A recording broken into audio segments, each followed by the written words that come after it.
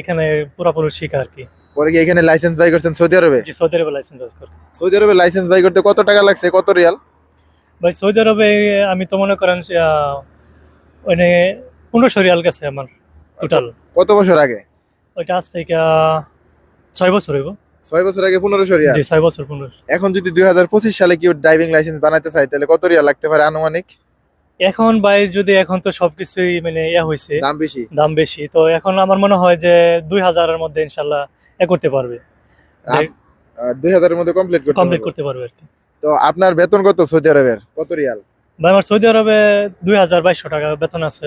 2200 Real. 2200 Real মতো। আচ্ছা 2200 রিয়ালই ধরলাম। জি। তো বাংলাদেশের কত টাকা হয়? বাংলাদেশের ভাই 65,000 টাকা হইতে পারে। 65,000। বাংলাদেশে কত টাকা পাঠাইতে পারেন বাংলা টাকার? ভাই আমি আসলে এখানে এটা করে 50,000 টাকা করতে পারি। তো তো আপনি শুরুতে বলছিলেন যে আপনি এই কাজে আসছিলেন না, ড্রাইভিং পরবর্তীতে শিখছেন। তো